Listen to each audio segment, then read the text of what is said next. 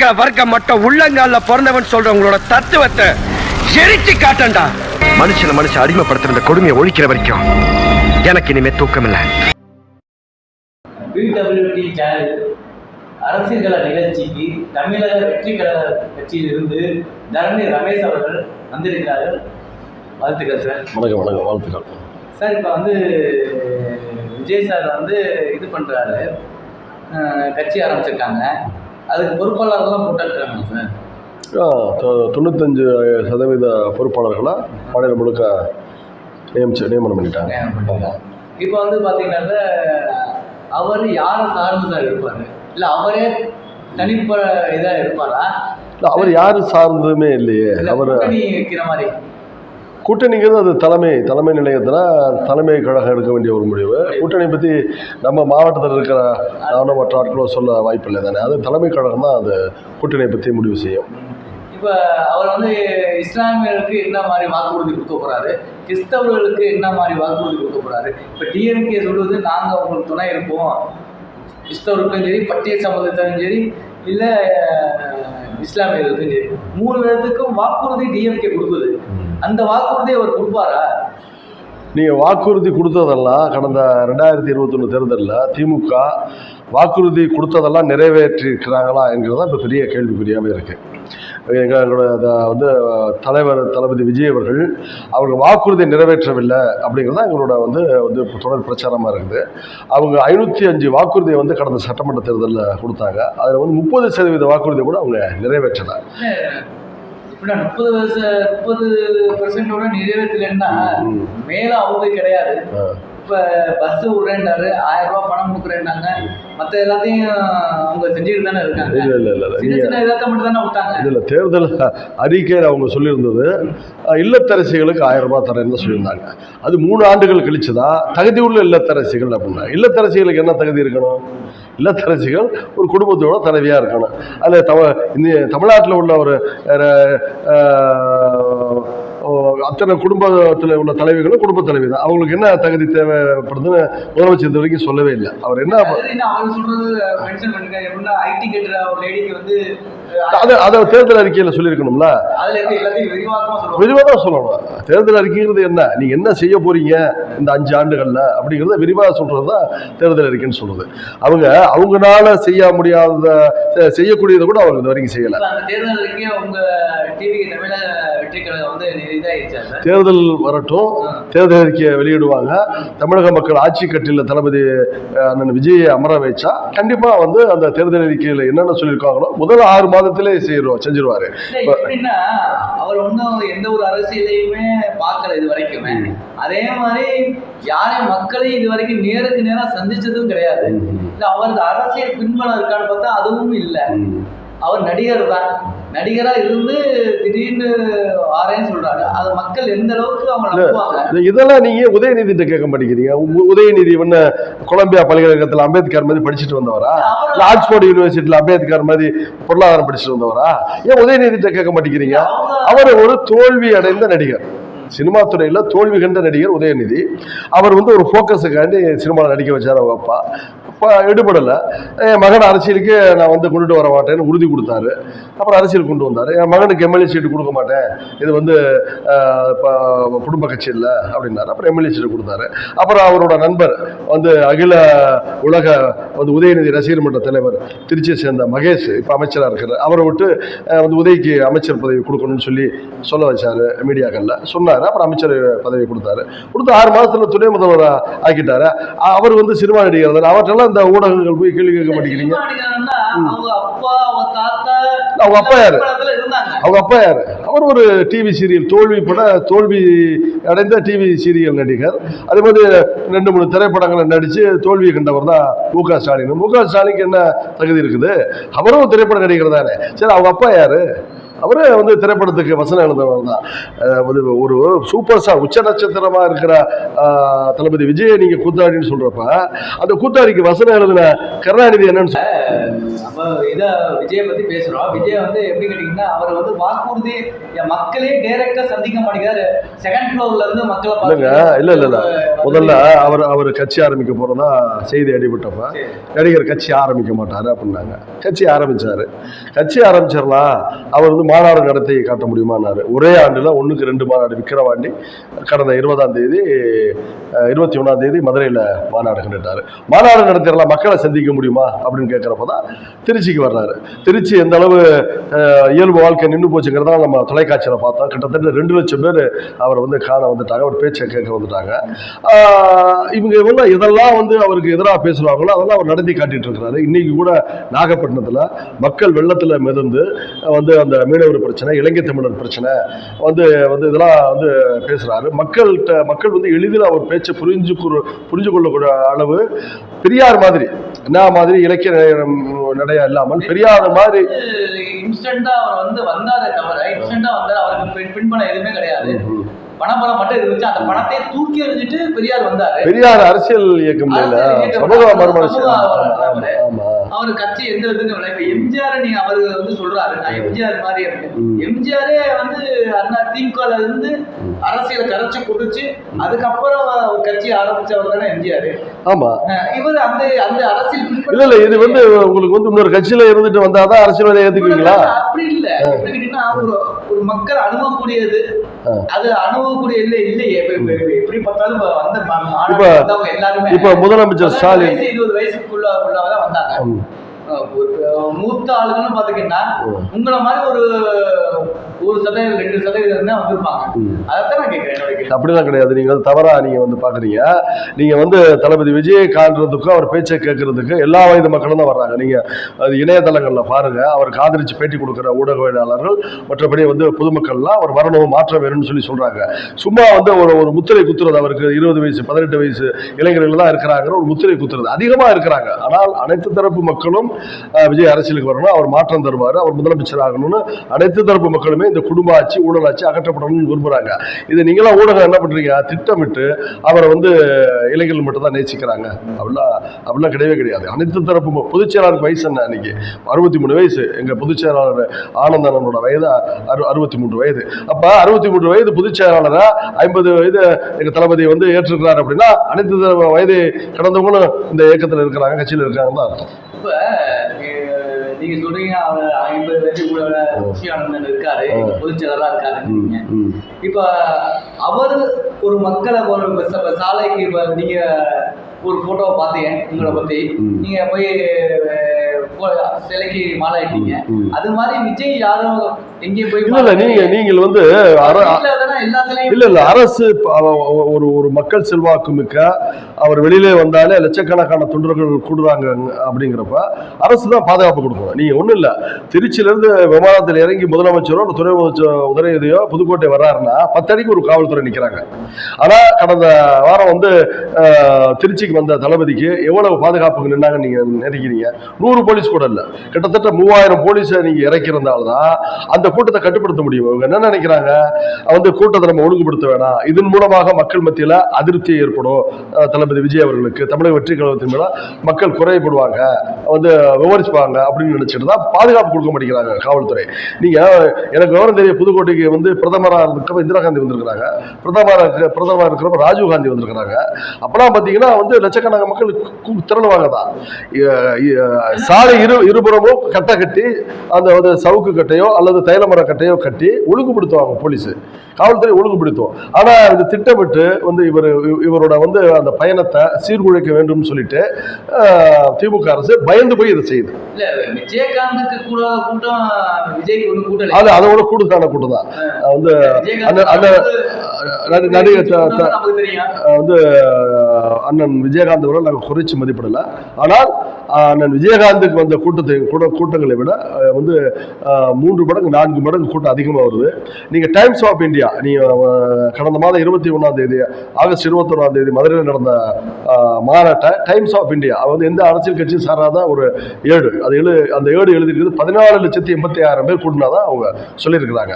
இதுதான் ஆளுங்கட்சி. இந்த ஊழல் வெட்டு திராவிட மாடல் ஆளுங்கட்சிக்கு பயத்தை கொடுக்கும். கூட்டத்தை பத்தி யாருமே குறை சொல்லல. இல்ல நீங்க தான் சொன்னீங்க தேமுதிக தலைவருக்கு அதே கூட்டம் வந்து எல்லாத்துக்குமே கூடும்.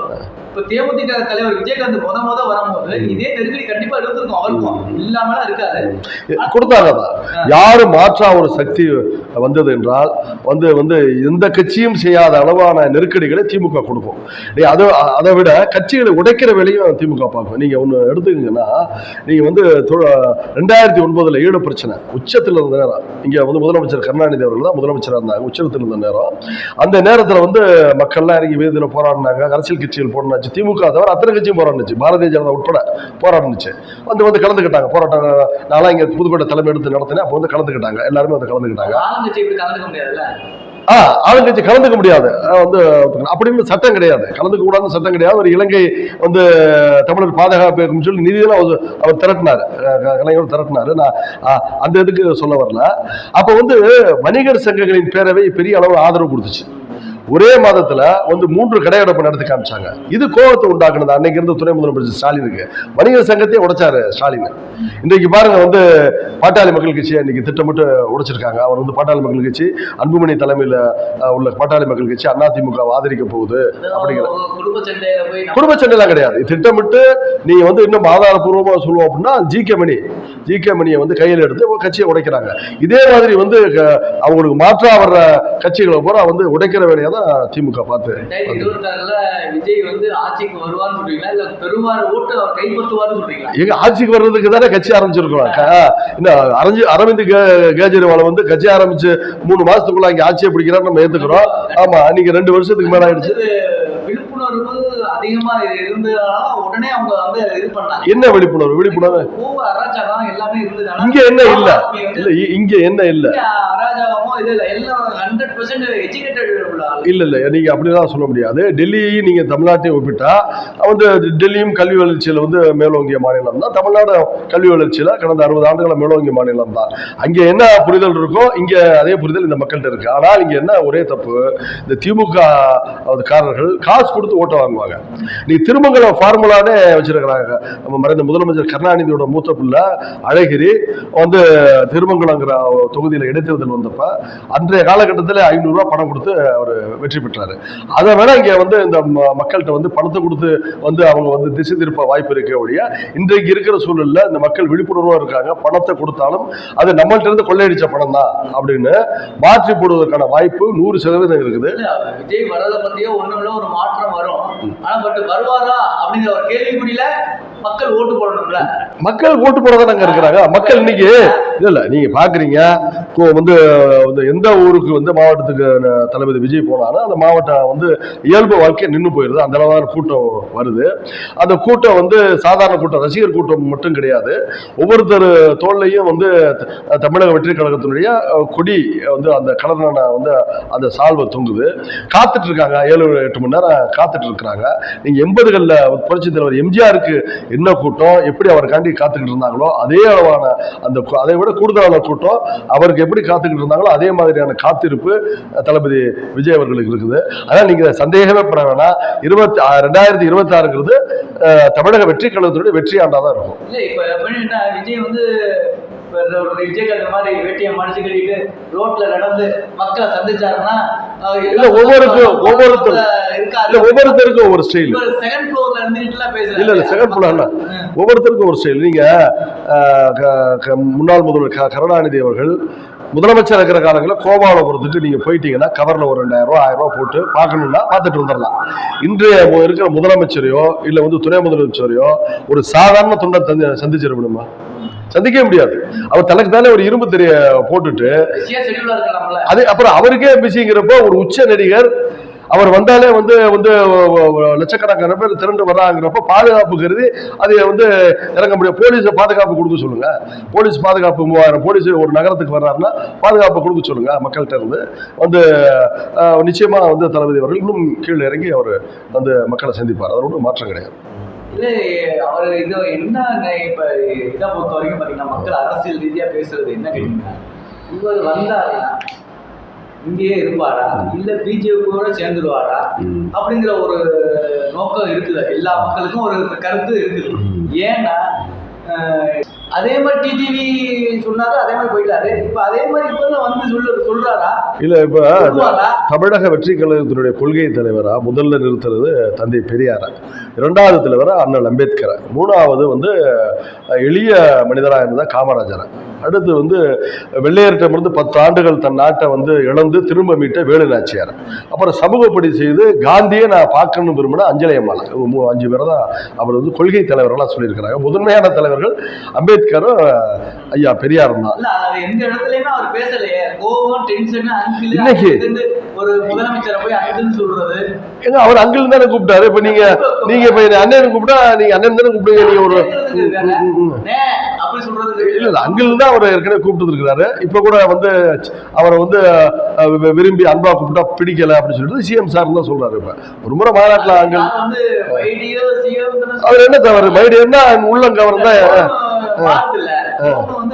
அப்புறம் இல்ல அது அவரை வந்து நாங்க பாராட்டணும்னு என்ன இருக்குது? அவர் வந்து கொள்கை சரியில்லை, அவர் மக்களை ஏமாற்றுறாரு, இஸ்லாமிய மக்களை ஏமாற்றுறாரு, வாக்குறுதியை நிறைவேற்றணும்னா நாங்க கட்சி ஆரம்பிச்சுட்டு வர்றோம். அப்புறம் அவரை நாங்க கொஞ்சம் பேசணும்னு என்ன இருக்குது? அவர் கண்டிச்சு தானே பேச முடியும். இஸ்லாமிய மக்களுக்கும் முதல் கேட்ட கேள்வியா திரும்ப வரேன். இஸ்லாமிய மக்களுக்கும் கிறிஸ்தவ மக்களுக்கும் பட்டிய சமுதாய மக்களுக்கும் இவர் என்ன வாக்குறுதி கொடுக்க போறாரு? நான் வந்து இஸ்லாமிய மக்கள்கிட்ட வந்து எங்க ஆதவ அர்ஜுனா அவர்கள் சொல்லியிருக்கிறாங்க, குரான் மீது சத்தியம்ட்டு நான் வந்து பிஜேபியோட கூட்டு வைக்க மாட்டேன்னு சொல்லியிருக்கிறாங்க. பிஜேபியை தொடர்ச்சியா எல்லா கூட்டங்களையும் விமர்சிச்சு இன்னைக்கு நடந்த நாகப்பட்டினம் கூட்டத்தில் கூட விமர்சிச்சு பேசுறாங்க. ஜெயலலிதா மாதிரி மோடியா லேடியான ஜெயலலிதா அது அவசியம் இல்லை. ஒவ்வொருத்தருக்கும் அவர் ஒரு டோன் கொடுத்தாருன்னா வாய்ப்பு இருக்குன்னு இல்ல நீங்க இப்படி கேள்வி கேட்ட ஆட்கள் 2021 வந்து திமுக ஆட்சி அமைச்சப்ப இஸ்லாமிய மக்களுக்கு எத்தனை அமைச்சர் கொடுத்தாரு? ஸ்டாலின் சொல்லுங்க. 2 அமைச்சர் கொடுத்தாரு. செஞ்சி மஸ்தான் சொல்லி ஒரு அமைச்சர், அப்புறம் ஆவடி நாசர் சொல்லி ஒரு அமைச்சர். இடையில ஆவடி நாசரை ஒரு 1.5 வருஷம் தூக்கிட்டார். ஒரு அமைச்சர் தான் இருந்தார். கிட்டத்தட்ட ஒவ்வொரு மாவட்டத்திலையும் 12 to 18 விழுக்காடு இஸ்லாமிய மக்கள் இருக்கிறாங்க. இந்த கிட்டத்தட்ட ஒரு 18 விழுக்காடு இருக்கிற இஸ்லாமிய மக்களுக்கு 2 அமைச்சர் தான் கொடுக்கணுமா? அதை கொடுத்ததுல ஒன்னு இடையில பிடிங்கிட்டாரு. அதுக்கப்புறம் என்ன பண்றாரு? ஆவடி நாசருக்கு அமைச்சர் கொடுத்துட்டு செஞ்சி மஸ்தானை எடுத்துடுறாரு. இது ஏன் இஸ்லாமிய இயக்கங்கள் கேட்டிருக்கிறாங்களா? யாருமே கேட்டதில்லை. இப்ப வந்து பாராளுமன்றத்துக்கு ஒரு பெண் மாநிலவை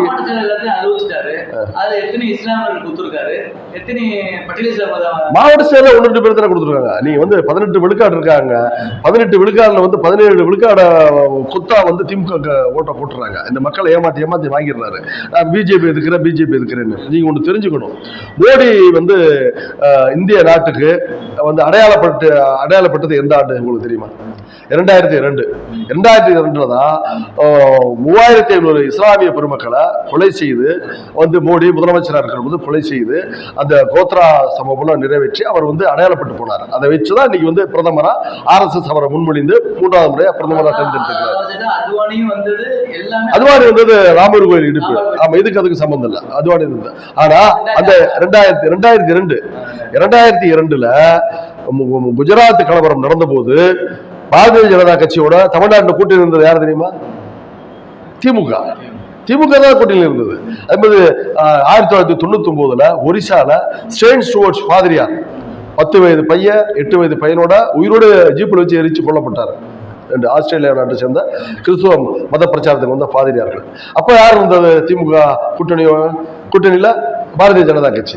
ஆக நீ நம்ம மக்கள் மத்தியில் இருக்கிற ஒரு மறதி என்கிற ஒரு பெரிய வலுவான ஒரு ஆயுதத்தினால திமுக இதெல்லாம் மறக்கடிச்சிட்டு நாங்க தான் இஸ்லாமியருக்கு காவலன் போல அவங்க வந்து நடிக்கிறாங்க. நீங்க பொய், நடிப்பு, ஊழல் இதெல்லாம் மைனஸ் பண்ணிட்டு திமுக கட்சியே கிடையாது.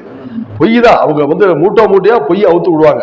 அதே மாதிரிதான் நீங்க தளபதி மீது வந்து அவதூறு பிரச்சாரம் வந்து ஒண்ணுமில்லாததெல்லாம் விமர்சனம் பண்ணிக்கிட்டு அவர் வந்து இன்கம் டாக்ஸ் ஏமாத்தினாரு, வந்து சேல் டாக்ஸ் ஏமாத்தினாரு, இப்படியான வந்து பொய் பிரச்சாரங்களை கட்டவிழ்த்து விட்டுட்டு இருக்கிறாங்க. பொய் இன்னைக்கு வந்து நீங்க வந்து இந்த சமூக வலைத்தளம் வந்ததுக்கு பின்னாடி தான் இது எளிதில் மக்கள் மத்தியில் போயிடுச்சு. அச்சு ஊடகம் இருந்த காலங்களில் காமராஜர் சுவிஸ் வங்கியில பணம் போட்டு வச்சிருக்கிறாருன்னு சொன்ன கட்சி தான் திமுக. வெக்கப்பட மாட்டாங்க, பொய் சொல்றதுக்கு அவங்க வெக்கமே பண்ணாத கட்சி தான் திமுக. நான் இது சொல்றதெல்லாம் ஒன்றும் வரலாற்றுல நிகழ்ந்தது எல்லாமே.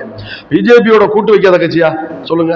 நாங்க கூட்டு வச்சா அது பிஜேபி யோக்கியமான கட்சி, வந்து நாங்க கூட்டு வைக்கிறோம்னா அயோக்கியத்தனமான கட்சின்னு பிரச்சாரம் செய்யறது இவங்க தான். நீங்க ஒண்ணும் இல்ல, வந்து டாஸ்மாக் 1000 கோடி ரூபாய் வந்து ஊழல் நடந்திருக்குதுன்னு அமலாக்கத்துறை கண்டுபிடிச்சிருச்சு.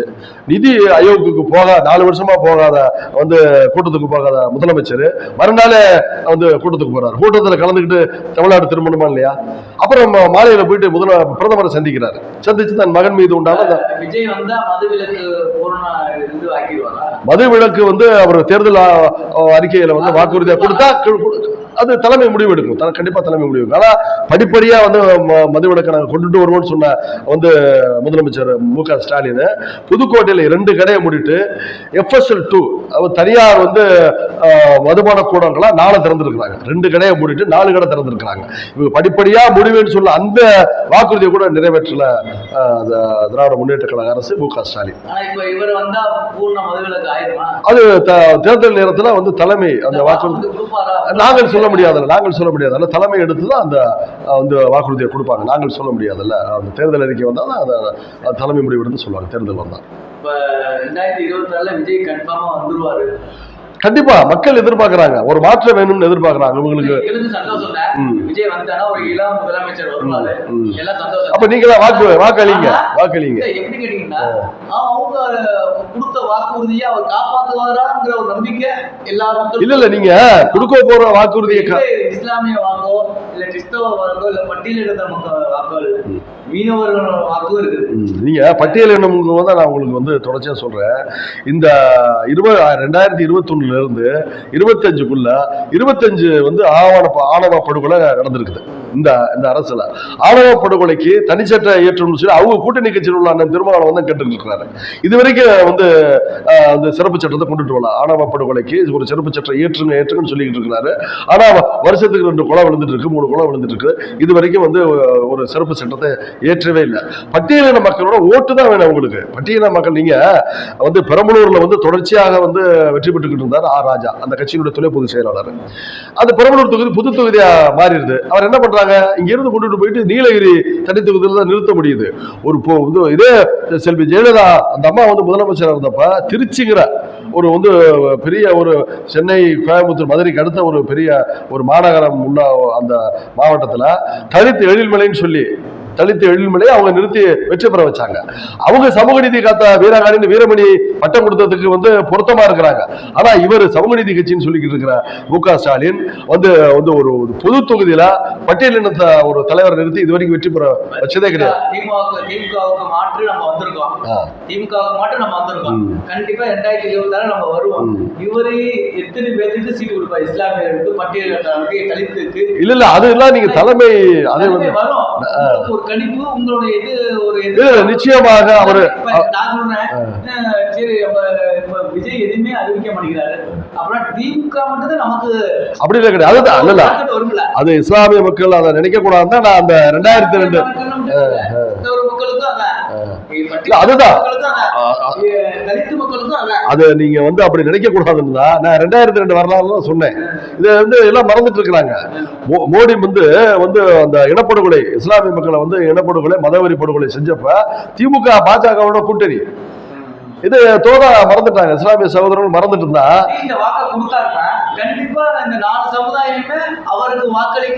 இல்ல நீங்க மதுரை மாநாட்டுல நீங்க எம்ஜிஆர் வந்து இங்க முதலமைச்சர் இருந்த வரைக்கும், அம்மையார் ஜெயலலிதா முதலமைச்சர் இருந்த வரைக்கும், அவங்க அந்த கட்சியை தலைமை தாங்கின வரைக்கும் சாதி கணக்கெடுத்துல அவங்க வேட்பாளர் நிறுத்தினது கிடையாது.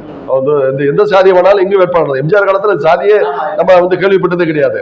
அதான் மதுரை மாநாட்டுல தளபதி விஜய் அவர்கள் பேசினாங்க. வந்து சாதி மதம் கடந்து உங்களை நான் ஒருங்கிணைச்சிருக்கேன் அப்படின்னு. கண்டிப்பா சாதி மதம் கடந்து அவர் வேட்பாளரை தேர்ந்தெடுத்து தான் நிறுத்துவார். இங்க பாருங்க, இங்க வந்து புதுக்கோட்டை மாவட்டத்துல இன்னைக்கு வந்து ஒரு ஒரு இஸ்லாமியர் அன்பு சகோதரர் முகமது ஃபர்வேஸ் அவர்கள் இன்னைக்கு மாவட்ட செயலர் இருக்கிறாங்க. அவருக்கு மிக மிக முக்கியத்துவத்தை வந்து தலைமையில கொடுத்துட்டு இருக்கிறாங்க. வந்து நீங்க திமுக இன்னைக்கு எடுத்துக்கிட்டோம்னா வந்து நாசர் வந்து அவர் மஸ்தான தவிர அவர் யாரையும் நம்ம அடையாளப்படுத்தி சொல்லிட முடியாது. நீங்க புதுக்கோட்டையில வந்து எம்பியா அப்துல்லா இருந்தாரு. அவர்கிட்ட என்ன இஸ்லாம் அடையாளம் என்ன இருக்கு சொல்லுங்க? ஒண்ணுமே கிடையாது. அவர் பேர்ல மட்டும்தான் அப்துல்லான்னு இருக்க ஒழிய அவர் வந்து கோயில் கும்பாபிஷேகங்கள்ல போயிட்டு மாலை போட்டுக்கிறாரு. இல்ல அது இஸ்லாம் ஏத்துக்குதா? இஸ்லாம் இல்ல இல்ல, நீங்க இஸ்லாமியருக்குன்னு கொடுக்குறீங்க. இல்ல இல்ல அதுதான் நீங்க இல்ல இல்ல பர்சனல் வாழ்க்கை கிடையாது, பொது வாழ்க்கை வந்துட்டாரு. ஒரு எம்பியா இருக்கிறவரு வந்து சிலை வழிபாடு நடத்துறாரு. நான் உதாரணத்துக்கு தான் சொல்றேன். அவங்க என்ன அப்படின்னா அவங்க இஸ்லாமியர்கள் ஓட்டு கொத்தா விடணும், இஸ்லாமியருக்கு செய்ததா இருக்கணும். அப்போ இஸ்லாம் பேர்ல உள்ள ஒரு ஆட்கு நம்ம வந்து எம்பி ஆக்கணும். ஒண்ணும் இல்ல, இப்ப சல்மான் சொல்லி ஒருத்தவங்களுக்கு கொடுத்துருக்காங்க பாத்தீங்களா. அவங்க வந்து அவர் எம்பியா அறிவிக்கப்பட்டதுக்கு முன்னாடி கூட்டணி கட்சி தலைவர்லாம் போய் பாக்குறாங்க. வந்து மக்கள் நீதி மைய தலைவரை போய் பாக்குறாங்க. வந்து கம்யூனிஸ்ட் தலைவர்கள்லாம் மதிமுக தலைவர்லாம் அந்த அம்மா பாக்குறப்ப சும்மா புடவையோட தான் போறாங்க. இந்திய யூனியன் முஸ்லீம் லீக் தலைவர் அவரை வந்து காதர் மீது ஐயா பாக்குறப்ப மட்டும் ஒரு முக்காடை போட்டுக்கிறாங்க. அவங்க என்ன அப்படின்னா அந்த இஸ்லாமியருக்கு நம்ம இஸ்லாமியர் இருந்துக்கணும், மற்ற சமுதாயத்துக்கு நம்ம மற்ற சமுதாயமா இருந்துக்கணும் அப்படின்ட்டு இருக்கிறாங்க. இன்னைக்கு வந்து நாட்டையே வந்து 3வது முறையா மோடி வந்ததுக்கு பின்னாடி ஹிஜாப் புர்கா அணிவது பெரும் பிரச்சனையாச்சு. கர்நாடகாவில் வந்து ஒரு கல்லூரி மாணவியை வந்து அந்த RSS காரர்கள் வந்து வந்து ஹிஜாப் வந்து ஸ்ரீராம் சொல்லி பிரச்சனை தான் நீங்க பார்த்துருப்பீங்க. அப்ப தமிழ்நாட்டில் நான் இஸ்லாமியரோட ஆதரவான ஆள் அப்படின்னு சொல்லி முதலமைச்சர் தன்னை அறிவிச்சுக்கிட்டவர் என்ன பண்ணியிருக்கணும்? ஒரு ஹிஜாப் அணிந்த ஒரு புர்கா அணிந்த ஒரு முஸ்லீம் பெண்ணை வந்து பாராளுமன்றத்துக்கு அனுப்பியிருக்கணும். அனுப்பியிருந்தா நீ இஸ்லாமியருக்கு ஆதரவான ஆள்னு இன்னைக்கு முஸ்லீம் மக்கள் ஏத்துக்கலாம். ஆனா பேர்ல சல்மாங்கிற பேர் ருக்கையா மாலிக்னு நினைக்கிற அவங்க பேர் சல்மான் இன்னொரு பேரை வச்சுக்கிறாங்க. அவங்க வந்து தன் தங்கையினுடைய தோழி என்பதால் மட்டுமே அவர் பேரு முஸ்லீம் பேர்ல இருக்கிறதுனால அவர் எந்த முஸ்லீம் முறைப்படி அவர் வாழ்றது கிடையாது. மக்களை ஏமாத்தணும், இஸ்லாமிய மக்களை ஏமாத்தணும், அவ்வளவுதான். அந்த மக்கள் நானும் ஒரு மேல் சபைக்கு வந்து ஒரு முஸ்லீம் அனுப்பியிருக்கிறேன் அப்படின்னு காமிக்கிறதுக்காக பேர்ல தான் அவங்களுக்கு முஸ்லீம் இருக்க முடியும். அவர் வாழ்வியல் முறை நபிகளை பின்பற்ற மாட்டாங்க, நபிகள் வாழ்ந்த வாழ்க்கை வாழ மாட்டாங்க. இவருக்கு வந்து நாங்கள் முஸ்லீம் கொடுத்துட்டேன் பார் அப்படின்னு தனக்கு குத்தடைமையாக இருக்கக்கூடிய பரம்பரை குத்தடைமையாக இருக்கக்கூடிய ஒரு ஆளை வந்து அவர் வந்து நியமிச்சிருக்கிறார். அவ்வளவுதான். அரசியல் நிகழ்ச்சிக்கு வருகை தந்த தரணி ரமேஷ் அவர்களுக்கு நன்றி. நன்றி, ரொம்ப நன்றி.